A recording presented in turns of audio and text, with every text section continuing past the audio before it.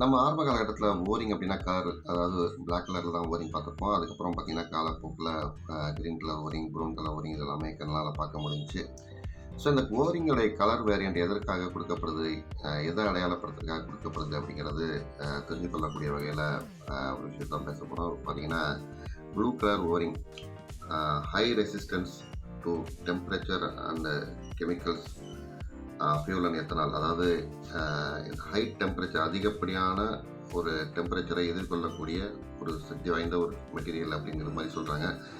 அது மாதிரி நம்ம அந்த கெமிக்கல் ரியாக்ஷன் நடக்கும். ஸோ அந்த கெமிக்கல் ரியாக்ஷனையும் எதிர்கொள்ளக்கூடிய ஒரு சக்தி வாய்ந்த ஒரு கெமிக்கலாக தான் வந்து இந்த ஓரிங்கில் வந்து மிக்ஸ் பண்ணுறாங்க. ஸோ அதனால் வந்து இந்த ப்ளூ கலர் ஓரிங்கை பொறுத்த வரைக்கும் ஃபியூல், எத்தனால், அதே மாதிரி டெம்பரேச்சர் இதெல்லாம் தாங்கக்கூடிய வகையில் இந்த ஓரிங் இருக்கும் அப்படின்னு சொல்கிறாங்க. அதே மாதிரி கிரீன் கலர் ஓரிங் அதாவது ஒரு கேசோலைன் அதாவது ஒரு கேசோலைன் அந்த ரூட்டிங் வழியாக போகுது, ஒரு ஹீட் டெம்பரேச்சர் தாங்கணும் அப்படிங்கிற மாதிரியான இடத்துல இருக்கக்கூடிய கிரீன் கலர் ஓரிங் எலாஸ்டிசிட்டியும் அதிகமாக இருக்குது, அதாவது இழுவைத்தன்மையும் அதிகமாக இருக்கும் அப்படின்னு சொல்கிறாங்க. அதே மாதிரி brown colour O ring high high resistance, அதாவது எக்ஸ்ட்ரீம் ரெசிஸ்டன்ஸ் அப்படிங்கிற மாதிரி சொல்கிறாங்க.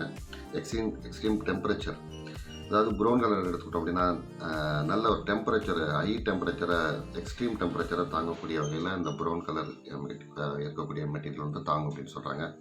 ஆஸ் யூஷுவல் நம்ம பார்த்துருப்போம் பிளாக் கலர் ஓரிங் ஆயிலில் ஊறாமல் இருக்கணும், அதே நேரத்தில் அது கட் ஆகாமல் இருக்கணும், எலாஸ்டிசிட்டி இருக்கணும், எல்லாமே காமனாக ஏகப்பட்ட விஷயம்ல இருக்கும். ஸோ இந்த ஸ்டாண்டர்டான ஒரு டெம்பரேச்சரை தாங்கும், அதே மாதிரி ஆயிலில் ஊறாது, அதே மாதிரி அதாவது ஒரு ஓரிங்க்கு உண்டான எல்லா மெட்டீரியலும் இருக்கும். ஸோ நம்ம ரப்பர் அப்படின்னு எடுத்துக்கிட்டோம் அப்படின்னா வெறும் ரப்பராக பார்க்காம என்னென்ன கெமிக்கலை கலந்து அதை வந்து எதை எதிர்கொள்ள வேண்டிய ஒரு கட்டாயத்தில் இருக்குது அந்த ஓரிங் அப்படின்னு சொல்லிட்டு ஒவ்வொரு பொருளையும் வடிவமைக்கிறாங்க. அதுவே நம்ம ஒரு யதார்த்தமாக ஒரு ஓரிங்னா சரி இந்த ஓரிங் லீக் ஆகாமல் இருக்கும் அப்படின்னு ஒரு நார்மலாக ஒரு ஓரிங் ப்ரௌன் கலர் இருக்கக்கூடிய ஒரு இடத்துல இருந்தால் கருப்பு போடக்கூடாது அப்படிங்கிற சின்ன தகவல் தான். நன்றி, வணக்கம். கிருஷ்ணன் ரியாஸ்.